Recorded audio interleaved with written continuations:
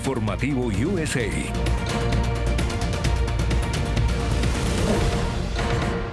Nosotros no deberíamos olvidar que la OTAN emergió de las ruinas de la Segunda Guerra Mundial, la mayor guerra destructiva en la historia. La idea era crear una alianza de naciones libres y democráticas que se comprometerían a un compacto de defensa colectiva, estando juntos para estar todos seguros. Así cerró esta noche el presidente Joe Biden la cumbre de la OTAN en Washington, D.C. El mandatario habló en una anticipada rueda de prensa con medios internacionales. Una prueba de fuego para Biden en medio de los cuestionamientos de su propio partido por sus capacidades físicas y cognitivas para seguir siendo el candidato demócrata. Over the NATO summit a little bit this week. Speaker Pelosi made a point of suggesting that your...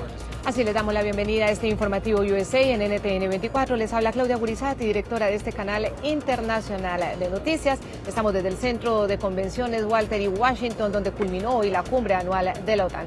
Cobertura especial de NTN 24. A continuación, los titulares de esta jornada.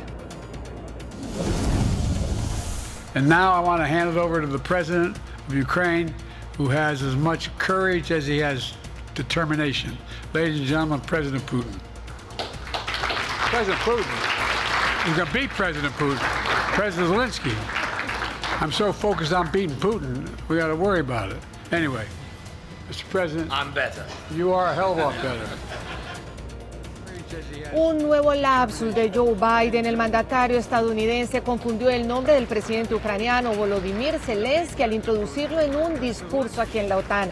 Lo llamó Putin, luego se corrigió.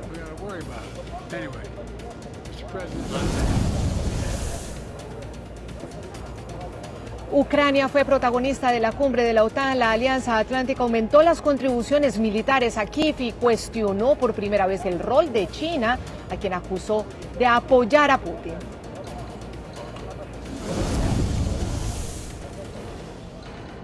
El Tren de Aragua fue declarado una organización criminal transnacional. El Departamento del Tesoro de Estados Unidos incluyó en esta lista negra a la estructura criminal.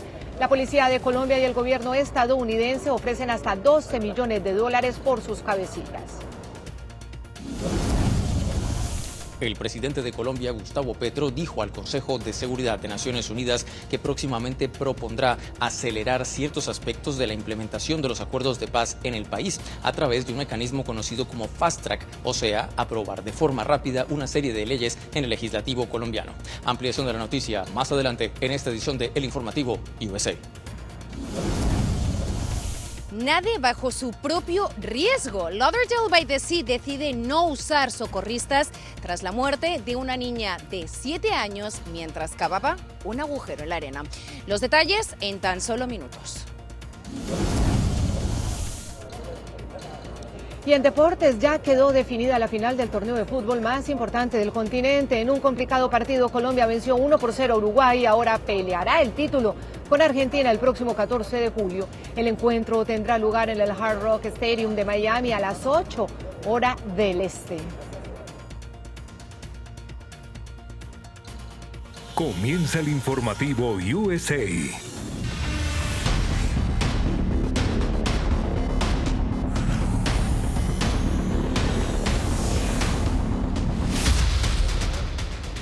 El presidente de Estados Unidos, Joe Biden, cerró hoy la cumbre de la OTAN en Washington con una conferencia de prensa ante 300 periodistas de todo el mundo. Fue considerada una prueba de fuego en medio de los cuestionamientos de al menos una docena de congresistas de su propio partido que le piden al demócrata de 81 años retirar su aspiración para dar paso a un nuevo candidato, una nueva generación, una nueva oportunidad para el demócrata en su intento de demostrar al público estadounidense que es capaz de servir otros 4 años después de que su sorprendente fracaso en el debate pusiera en duda la idoneidad de su candidatura reeleccionista.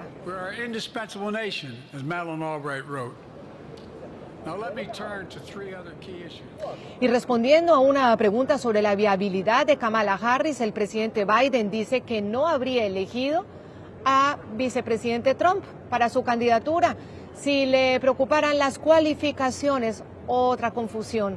Termina diciendo que hay más trabajo por hacer, pero se muestra optimista sobre el rumbo que están tomando las cosas. Primero, la forma en la que ha manejado el asunto de la libertad del cuerpo femenino para controlar sus cuerpos. En segundo lugar, su capacidad para manejar casi cualquier asunto en la frontera. Este es un asunto delicado y fue una persona directa. Y en el Senado ella fue muy buena. No la habría elegido a menos de que no estuviera seguro de que estaba calificada para ser presidenta. Desde el principio lo he dejado en claro. Ella está calificada para ser presidenta. Es por eso que la escogí.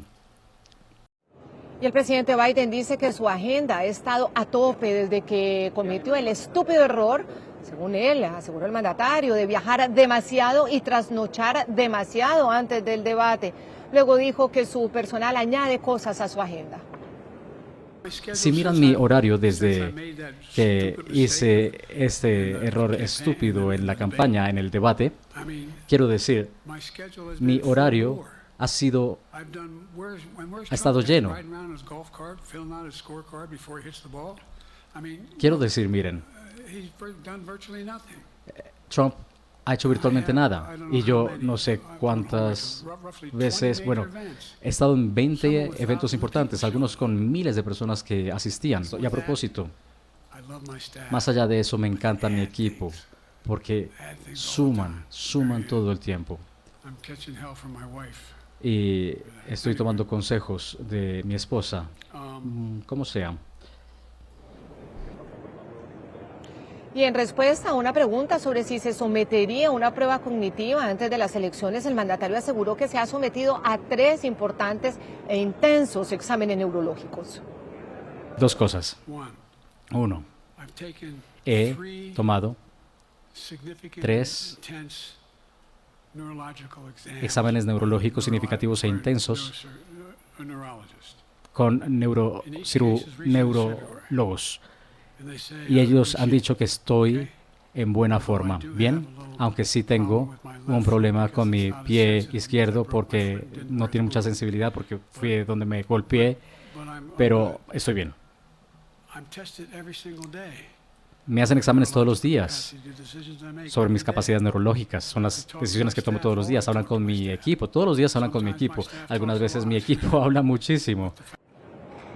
Y antes de esta conferencia internacional de prensa, el presidente Joe Biden tuvo otro lapsus justo cuando daba su discurso de finalización de esta asamblea anual de la OTAN y cuando iba a presentar al presidente ucraniano Volodymyr Zelensky en un acto de apoyo precisamente a Ucrania. Biden dijo, damas y caballeros, el presidente Putin, que es el presidente de Rusia, el país invasor de Ucrania. And now I want to hand it over to the president of Ukraine, who has as much courage as he has determination. Ladies and gentlemen, President Putin. President Putin. He's going to beat President Putin.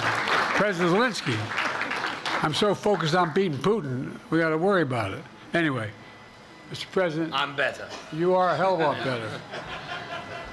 Thank you so much. Y luego en la conferencia de prensa el mandatario intentó explicar este error. ¿Usted ve algún daño mientras estoy liderando esta conferencia? ¿Ha visto una conferencia más exitosa? ¿Qué piensa usted? Y ahora, al final, dije, quiero decir Putin, no, perdón, Zelensky. Y luego dije otros nombres. Vean, amigos, la idea de que cualquiera sugiera que nosotros no hemos tenido una conferencia increíblemente exitosa. ¿Cuántas veces han escuchado en esa conferencia? Sé que suena quizá egoísta, pero otros líderes me han agradecido y la razón es por Biden, porque Biden hizo lo siguiente. Miren, amigos. Bueno, como sea. Y sobre el desempeño del presidente Joe Biden en esta rueda de prensa, uno de los puntos de atención, el foco además aquí en la cumbre, aparte de las ayudas militares a Ucrania, es nuestro tema de análisis aquí en el informativo USA y por eso hace pocos minutos estuvimos conversando en esta misma sala internacional de prensa con Brett Bruen, el ex asesor de seguridad nacional de la Casa Blanca y presidente de la firma de comunicaciones y crisis Global Situation Room. Escuchemos al ex diplomático entregar su análisis sobre lo que vimos y escuchamos de Joe Biden y los periodistas que le hacían las preguntas, periodistas de todo el mundo.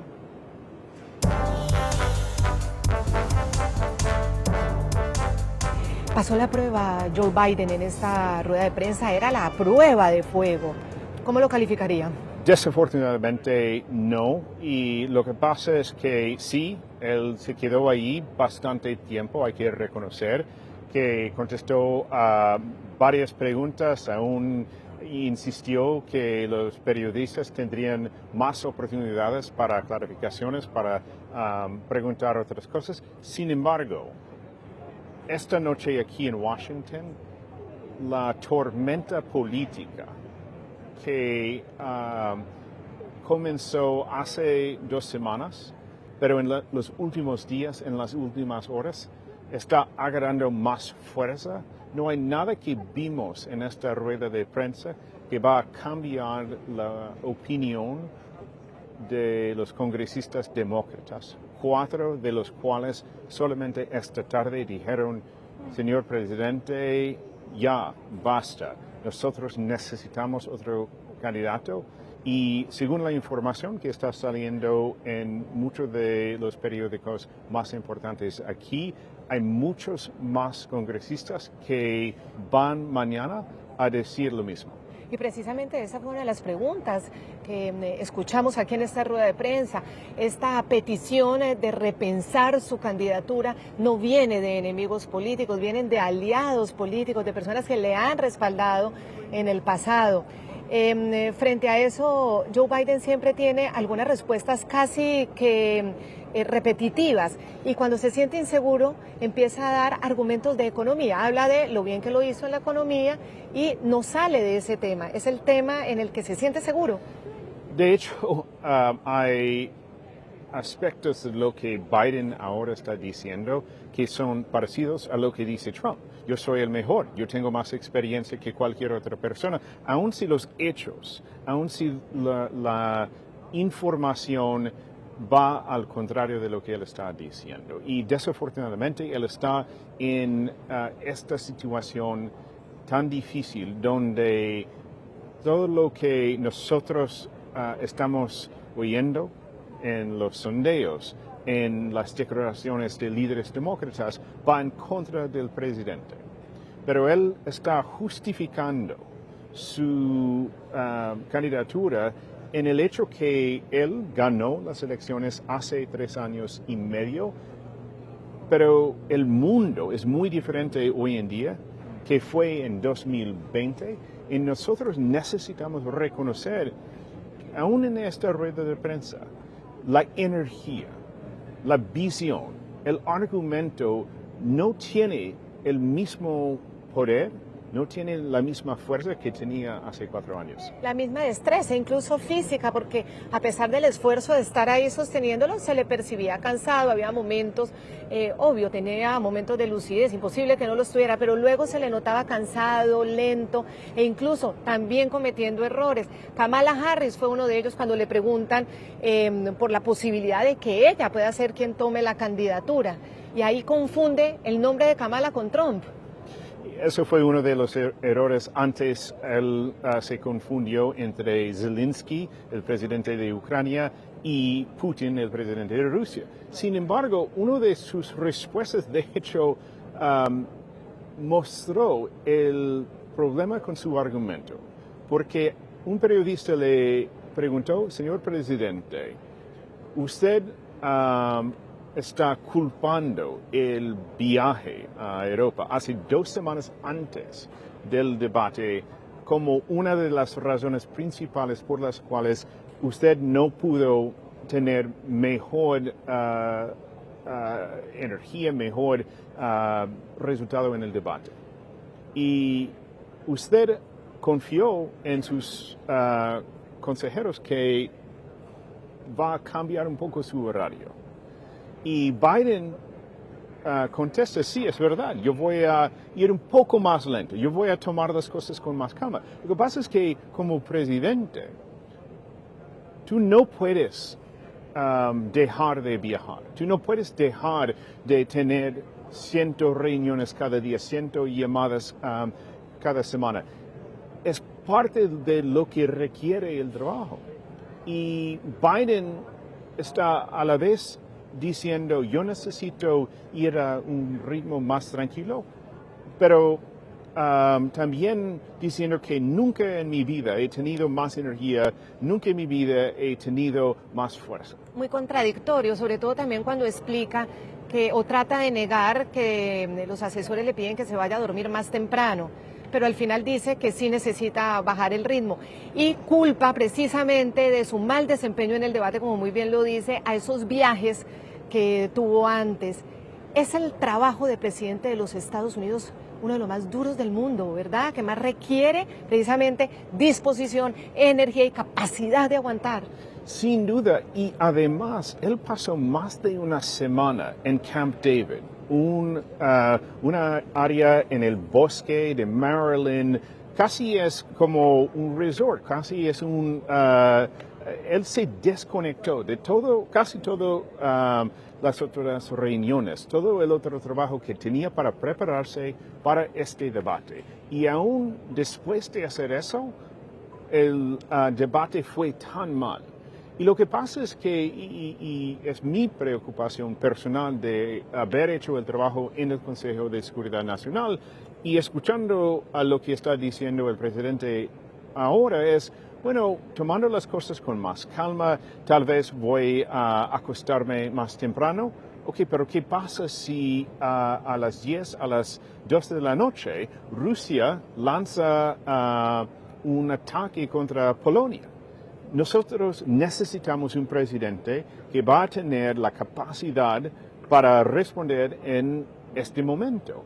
Y lo que es evidente ahora, después de 2 semanas de atención intensiva, es que Biden, sí, tiene buenos momentos, tiene la posibilidad de presentarse bien cuando hay un discurso, cuando hay algo preparado, pero en otros momentos no va tan bien, aún en las entrevistas, aún en redes de prensa como acabamos de ver. Sí, y volvamos al tema de Kamala Harris, porque al finalizar la rueda de prensa es nuevamente la pregunta. Y él dice, si a mí alguien me muestra que yo pierdo ante Donald Trump, pues ella es una gran opción. Pero susurrando dice, pero nadie me ha dicho eso. Bueno, ya las encuestas muestran una diferencia que, aunque muy cerrada, muestran una diferencia a favor de Trump. ¿Por qué contesta eso? ¿Por qué? Y además, 60% de los demócratas dicen que él no debería presentarse otra vez. 70% de la población americana dice que no debería presentarse otra vez. Él está yendo en contra de los hechos, como dije antes, y eso es muy trumpista. Lo que pasa es que Biden, y yo le conocí en la Casa Blanca, es alguien en un día normal, que es muy difícil a convencerle cuando él ha tomado una posición. Y él tiene esta idea, y obvio, muchos de los políticos se sienten muy poderosos, se sienten muy importantes, y no hay nadie en su alrededor que puede decirle, señor presidente, usted tiene que tomar en cuenta. Estaba justo hablando con uno de los líderes demócratas más importantes en California, y ella estaba diciendo, pero todo lo que es importante para nosotros, el derecho del aborto, el derecho de libertad de expresión y la democracia, las instituciones mismas, todo eso vamos a perder si Biden sigue. Y no solamente vamos a perder el año que viene, estamos ya viendo consecuencias de daño a la marca demócrata que Biden ha generado. ¿Y será una decisión solo de Biden o habrá intereses alrededor de él que quieren por algún motivo que él se quede y de pronto no conocemos ese motivo? Podríamos pensar quizá también en otros intereses distintos, como a una postura de alguien que tiene poder y no lo quiere soltar. Lo interesante fue un editorial en el New York Times hace una semana, y ellos dijeron que el problema con los consejeros de Biden es todos ellos han pasado toda su carrera con Biden. Ellos no tienen otro futuro si no es con Biden. Entonces, él no tiene en este círculo alguien que va a decirle, nosotros necesitamos reconsiderar esta posición. Y yo creo que el problema, yo he visto trabajando en la Casa Blanca, el problema con algunos líderes es ellos no reciben suficiente crítica de lo que están diciendo. Y Biden tiene un entorno que por lo general está apoyando cualquier cosa que él dice. Como encapsulado en su propio mundo. Muy bien. Quiero terminar esta conversación con el señor Bruen del Global Situation Room, preguntándole por lo que ha sido noticia antes de la rueda de prensa y es que es triste error cuando saluda, presenta precisamente en el cierre de esta cumbre tan importante, la cumbre 75, el punto clave era Ucrania, presenta al presidente de Ucrania, Volodymyr Zelensky, como Putin. Segundos después, cuando cae en cuenta del error, trata de corregir, pero en la misma intención de corregir, busca argumentos que no convencen. Aquí en esta sala internacional de prensa hubo manos a la cabeza. Son lapsus que muchos dicen a cualquiera le pueden dar, pero yo me pregunto, a cualquiera cuando está presentando algo tan ceremonioso y tan importante. Y él podría haber dicho presidente Macron, primer ministro Starmer, pero decir presidente Putin es lo peor que él podría haber dicho. Y es una ilustración del problema de lo cual todos estamos hablando en esta cumbre. Y lo que pasa es que cada vez que nosotros pensamos que, y él hizo bien al principio de este evento, en dar un buen discurso. Sin embargo, lo que vemos son esos momentos de fragilidad, los momentos donde él se equivoca y ellos nos dan la impresión que Biden sí está perdiendo una capacidad mental, está perdiendo obviamente la energía física, la capacidad física. Y lo que Biden sigue diciendo es, no hay nadie más, nadie mejor que yo para ganar estas elecciones. Aun si el debate, casi cualquier otro demócrata, Kamala Harris, uno de los gobernadores, uno de los senadores demócratas, podrían haber articulado nuestros argumentos mejor que él. Y eso fue otro comentario que este líder demócrata me comentó. Nosotros perdimos casi la oportunidad más importante para atacarle a Trump, para explicar la justificación para nuestras posiciones en los temas más importantes. Entonces, sí, podría haber sido una mala noche, podría haber sido un momento equivocado, pero siguen pasando. Y si vamos a seguir teniendo esos momentos, vamos a perder en noviembre. Vamos a ver mañana todas las reacciones que estarán a flor de piel, por supuesto, dentro de su propio partido, obviamente dentro del partido contrario, pero lo más importante son sus propios aliados. Usted ya ha hablado con algunos de ellos, usted tiene esa información privilegiada y los otros que ya retiran ese apoyo. Obviamente tiempos difíciles dentro del Partido Demócrata. Yo le quiero agradecer muchísimo al diplomático estadounidense, presidente de la firma de comunicación Global Situation Room, Brett Bruen. Muchísimas gracias por haber estado aquí en el informativo USA. Muy amable. Ya regresamos con el informativo USA por NTN 24, el canal de las Américas. Continuamos con el informativo USA por NTN 24, el canal de las Américas.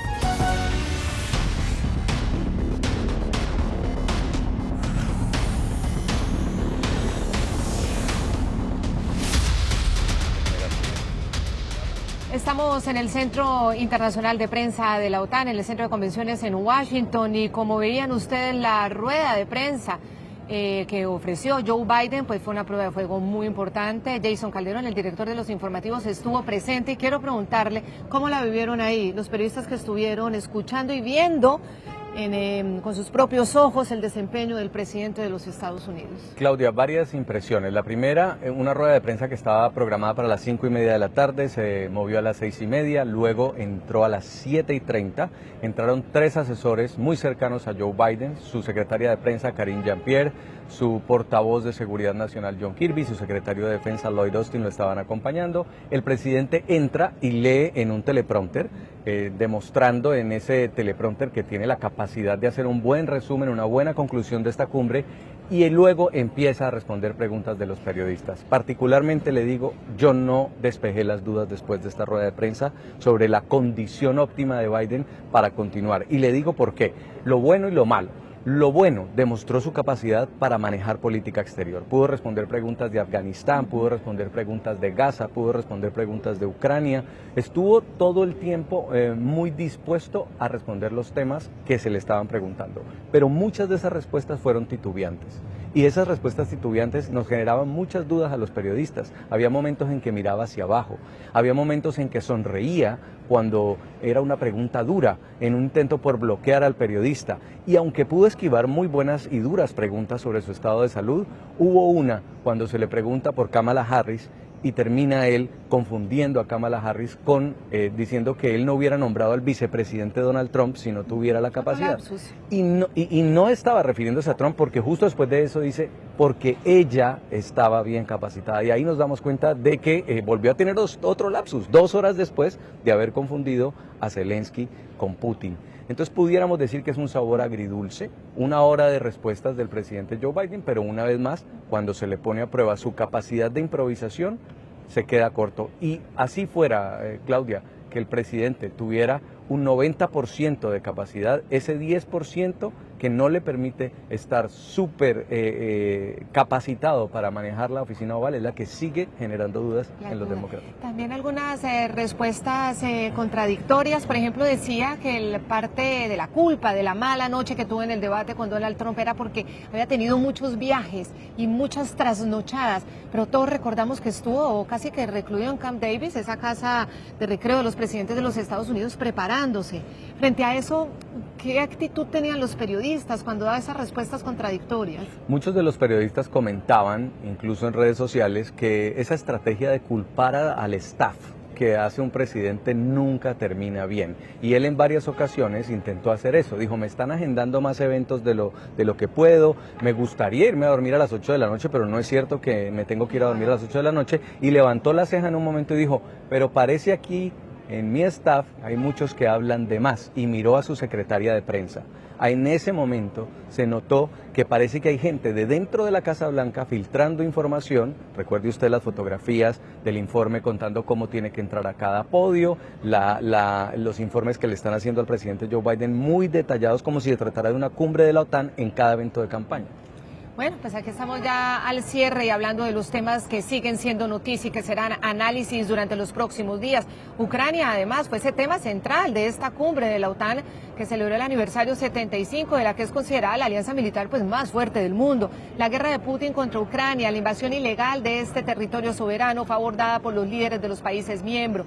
Se acordó más ayuda militar para Kiev, se ratificó la promesa de un camino para la adhesión al bloque y por primera vez la OTAN subió el tono contra China, a quien acusó de facilitar ayuda militar a Putin. Cobertura especial de NTN 24. Saludamos en otro punto de este centro de convenciones de Washington a nuestro periodista José María del Pino, quien logró reacciones sobre estos temas por parte del principal asesor del presidente Joe Biden en seguridad nacional. José María, adelante, buenas noches. Claudia, Jason, muy buenas noches. Sé que están a mi espalda. Nos vinimos aquí al segundo piso en este amplio despliegue de cobertura especial que ha tenido NTN 24 durante toda esta cumbre de la OTAN que comienza a llegar a su fin. Y sé que ustedes están analizando en detalle lo que ha ocurrido con Joe Biden durante este día, así que yo quiero invitarlos a que hagamos un recorrido por las materias internacionales, las conclusiones que deja esta cumbre, que tiene como epicentro evidentemente el apoyo a Ucrania, su ruta de navegación para el día de mañana ser miembro pleno de la Organización del Tratado del Atlántico Norte, pero también una creciente preocupación y la primera condena en la historia de la OTAN respecto a la influencia de China, ya sea por el apoyo a Rusia en la invasión a Ucrania o por su influencia en lo que se denomina la zona Indo-Pacífica. Precisamente sobre China, que le respondió hoy día en la mañana a los Estados Unidos, le preguntó NTN24 John Kirby, el principal asesor de defensa del presidente Joe Biden en la Casa Blanca. Le dijimos, mire, China lo acusa a ustedes como Estados Unidos y a la OTAN de ocupar su nombre, de utilizarlo, de hecho ocupa la palabra using, de usar el nombre de China para justificar una inserción y una mayor influencia, la expansión de la OTAN al Asia-Pacífico. Esto respondió John Kirby. No he visto los comentarios de la República Popular China, entonces no podré comentar algo que no he visto. Le diré que el presidente ha invertido mucho en nuestras alianzas en el Indo-Pacífico. Ve 4 socios Indo-Pacíficos en la cumbre de la OTAN este año: Nueva Zelanda, Australia, Japón, Corea del Sur, porque ellos saben que lo que suceda en Europa, en Ucrania, le importa a ellos también. Es importante rechazar los estados autoritarios que intentan cambiar el orden, a veces por la fuerza. Estamos enfocados en asegurarnos que nuestras alianzas sean fuertes y viables, y es lo que estamos haciendo. Debo reconocerles, Claudia Jason, que uno hubiese esperado que el principal asesor de la Casa Blanca tuviese, o al menos hubiese leído un briefing de lo que había dicho Beijing a través de su Departamento de Asuntos Exteriores. Por lo que podemos inferir, y no tenemos por qué no creerles, no lo leyó, pero sí reflexionó respecto a la importancia de que, por ejemplo, aquí esté Australia, Japón y Corea del Sur, socios estratégicos de Estados Unidos en esa área, y que están muy cerca de lugares donde China tiene conflictos abiertos, el mar Filipino y también el caso de Taiwán, que es un conflicto en ciernes. Por eso China había hecho esta protesta categórica que yo quiero invitarlos a que escuchen. En la crisis de Ucrania, la OTAN exageró la responsabilidad de China. No tiene sentido y tiene intenciones maliciosas. Instamos a la OTAN a reflexionar sobre la raíz de la crisis y lo que ha hecho, y a tomar medidas concretas para reducir la escalada en lugar de echar la culpa. Para que profundicemos y entendamos la importancia estratégica que tendría la zona Indo-Pacífica con la OTAN, conversamos con el director de la cumbre para los Estados Unidos, Ernesto Alfonso, quien estuvo en nuestro set. Pudimos ver varios temas, la verdad, analizar distintos de esos temas, y hemos elegido 2 para traerles hoy día a esta conversación en el informativo USA. El primero, evidentemente, la pregunta, ¿no? Hablan del Indo-Pacífico, ¿qué es? ¿Quiénes son esos socios? ¿Qué rol podría jugar Latinoamérica? Veamos a continuación. Hay otra parte muy importante en esta cumbre, y es que nos estamos reuniendo, o los líderes se están reuniendo, con los líderes asociados del Indo-Pacífico. Estamos hablando de Nueva Zelanda, Australia, Japón y la República de Corea, que se acaban de terminar de reunir hace como una hora y media, en la reunión en la cual se discutió la cooperación más profunda entre la OTAN y el Indo-Pacífico. Es importante recalcar que lo que sucede en el Indo-Pacífico es de importancia en el Atlántico Norte y en Europa, y lo que sucede en el Atlántico Norte y en Europa es de suma, también tiene repercusiones en el Indo-Pacífico.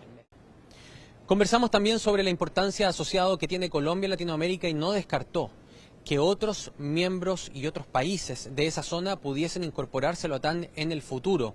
De hecho, explica cuál es la preocupación que existe de este bloque respecto a esa influencia en Latinoamérica. Quiero que veamos precisamente esa conversación que acerca esta organización y el conflicto geopolítico que llevamos 3 días cubriendo a las audiencias de todos los países de las Américas que nos ven hasta ahora.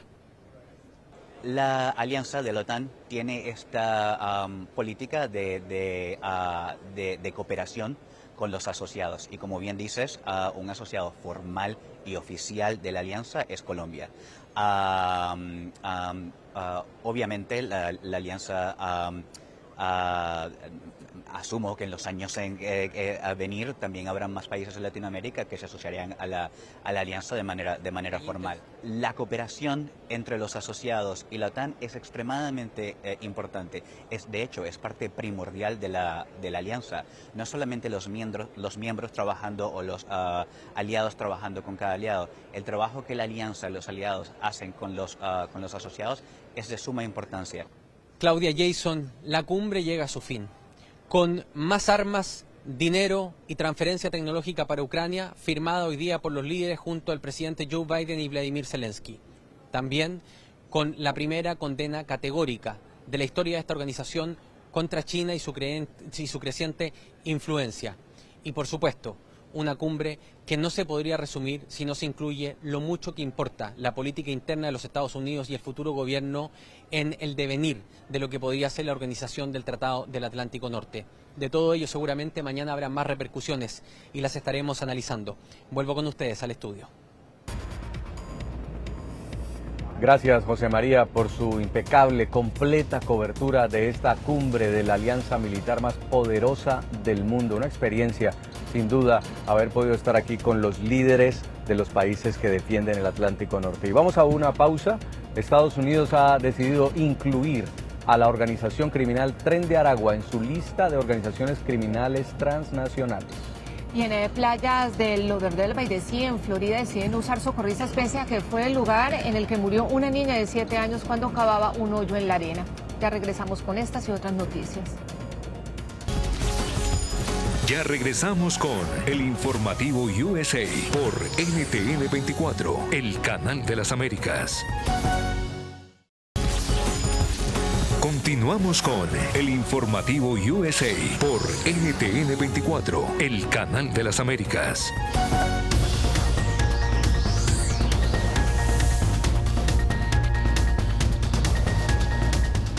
El Departamento del Tesoro de los Estados Unidos incluyó al Tren de Aragua en la lista de organizaciones criminales transnacionales. Con la medida se eleva el nivel de peligrosidad de este grupo delictivo, dando a las agencias federales más recursos para perseguir a sus líderes criminales. La agrupación nació en una prisión de Venezuela y ha expandido sus operaciones a lo largo del hemisferio occidental. Hoy la Policía Nacional de Colombia y el gobierno estadounidense, a través de su embajada en Bogotá, anunciaron una recompensa que llegaría hasta los $12 millones por cabecillas del Tren de Aragua. El Tren de Aragua es una organización criminal que tuvo sus orígenes en la cárcel de Tocorón, en el estado de Aragua, Venezuela. Lo que estoy alistando para ustedes, papá, porque como que no quieren hacer caso, no han entendido que me tienen que colaborar. Este grupo surgió como una banda dentro del penal, donde inicialmente controlaban actividades ilegales, como el tráfico de drogas y la extorsión entre los reclusos. Con el tiempo, la influencia del Tren de Aragua se extendió más allá de las paredes de Tocorón, infiltrándose en las comunidades y expandiéndose a nivel nacional e internacional. Ha establecido redes en países como Colombia, Perú, Ecuador, Chile y Brasil. Y finalmente a Estados Unidos, que precisamente designó al grupo criminal como una organización transnacional. En una lista en la que además hacen parte bandas como la Mara Salvatrucha de El Salvador, entre otras.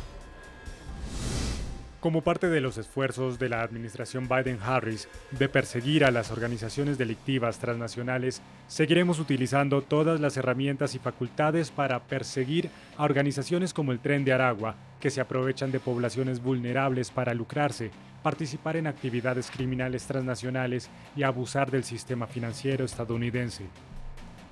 Los congresistas republicanos María Elvira Salazar y Marco Rubio fueron de los impulsores que solicitaron esta designación a la administración Biden.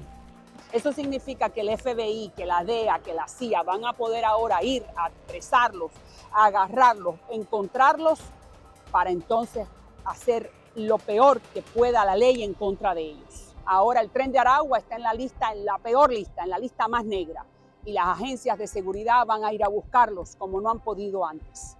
Al tiempo fueron impuestas diferentes sanciones.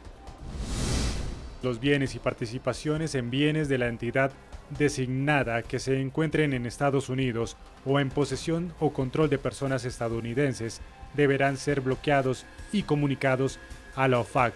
Además, cualquier entidad que sea propiedad directa o indirectamente en un 50% o más de una o más personas bloqueadas, también está bloqueada.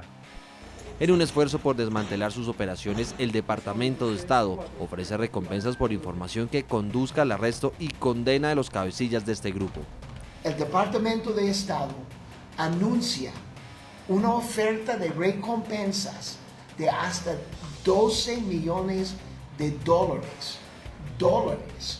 por información que conduzca la detención o condena de 3 dirigentes de la organización delictiva Tren de Aragua.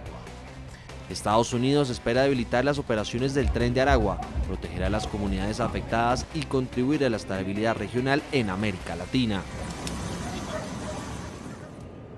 Y rezará el letrero "Nade bajo su propio riesgo" en las playas de Lauderdale Bay de Sea, en Florida. Deciden no usar socorristas en el lugar en el que murió una niña de 7 años mientras cavaba un agujero en la arena hace unos meses. Más de 300 residentes completaron una encuesta sobre seguridad en las playas y dejaron claro que no creen que los salvavidas sean necesarios y no quieren que el dinero de sus impuestos pague por ellos. La seguridad de las playas de Lauderdale by the Sea ha estado en discusión desde el 20 de febrero, cuando Sloan Mattingly, de 7 años, murió tras quedar durante más de 20 minutos enterrada bajo la arena después de cavar un hoyo con su hermano mientras veraneaba con su familia. Desde la muerte de la niña, un hombre murió en mayo y otro en junio por posibles ahogamientos. Los transeúntes intentaron ayudarlos, pero no pudieron hacer nada para salvar sus vidas.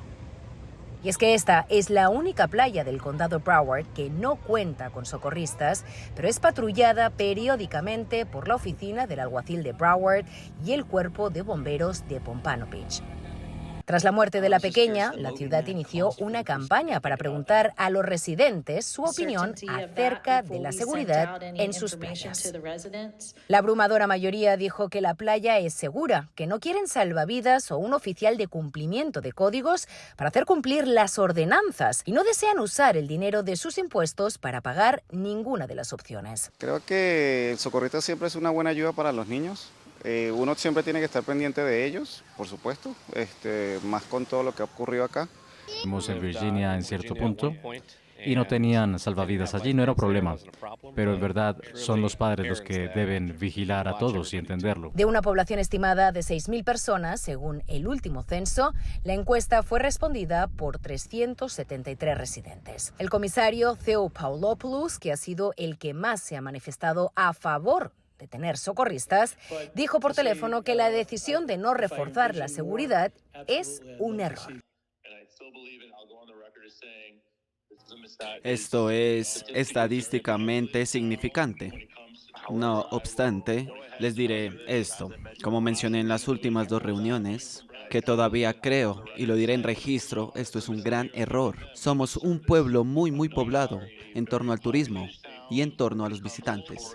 La comisión aprobó en junio una ordenanza que prohíbe cavar hoyos de más de 45 centímetros en la playa y creó una campaña de seguridad en honor a la niña.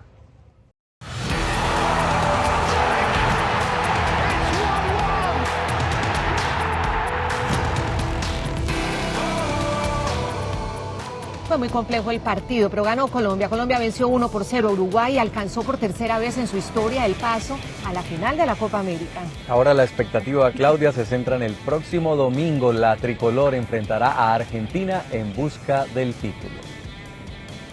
En el estadio de Charlotte, la selección Colombia tuvo la primera opción en el minuto 14 tras centro de Luis Díaz y golpe de cabeza de Daniel Muñoz. 3 minutos después, Uruguay respondió con un remate del delantero Darwin Núñez, muy cerca al arco del portero Camilo Vargas. Al minuto 29, otra vez los charrúas se acercaron al arco colombiano y nuevamente con el atacante del Liverpool. Al 32, por juego peligroso, el defensa antioqueño Daniel Muñoz vio la tarjeta amarilla. La selección Colombia abrió el marcador luego de un tiro de esquina de James Rodríguez, con el que Jefferson Lerma le ganó por la vía aérea a los defensores charrúas para marcar en el minuto 38 y el 1-0. Sexta asistencia de James en la Copa América y gol del Vallecaucano. Y pese a la felicidad, llegó la expulsión del defensor Daniel Muñoz por codazo a un rival. El árbitro mexicano le muestra la tarjeta roja, terminando el primer tiempo con un hombre menos. En el segundo periodo, los uruguayos intentaron aprovechar ese hombre de más y se acercaron al empate en el minuto 71 con un remate del experimentado Luis Suárez, que pegó en el palo del arco colombiano. Al minuto 87, Mateus Uribe desaprovechó esta opción en solitario ante el arquero Rochet. Así como Colombia tuvo la opción, la celeste desperdició el empate con Jordan de Arrascaeta con un balón por encima del arco de Camilo Vargas en el minuto 91. Y en el minuto 96, Uribe pudo sentenciar y acabar con el sufrimiento, pero su remate se estrelló en el horizontal para el que pudo ser el 2-0. Pero uno fue suficiente y con 10 jugadores hace más inmarcesible esta clasificación a la gran final de la Copa América. Tercera final de Colombia y en esta se citará ante Argentina el domingo en Miami, con el sueño de conquistar el segundo título de la historia. Ya regresamos con el informativo USA por NTN 24, el canal de las Américas. Continuamos con el informativo USA por NTN 24, el canal de las Américas. Y concluyeron estos 3 días de intensa cobertura la cumbre anual de la OTAN, 75 años desde que se formó esta alianza militar tan importante en el mundo. Estamos aquí en el Centro Internacional de Prensa, ya todos recogen y bueno, muchas conclusiones. Obviamente comenzará el debate sobre Joe Biden y su candidatura después de esta rueda de prensa mañana y todo el apoyo a Ucrania, las reacciones de Rusia y de China seguirán siendo temas esta semana para analizar. Y la próxima semana tendremos cobertura especial de NTN 24 desde la Convención Nacional Republicana, desde Milwaukee, Wisconsin.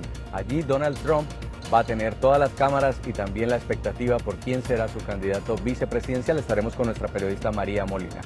Síganos en redes sociales, estamos en X como @NTN24 y nuestra página web la pueden visitar, es ntn24.com. Buenas noches para todos, sigan con nuestra programación. Gracias por habernos acompañado en esta cobertura especial de NTN24. Seguimos presentando a ustedes temas muy interesantes en nuestro canal.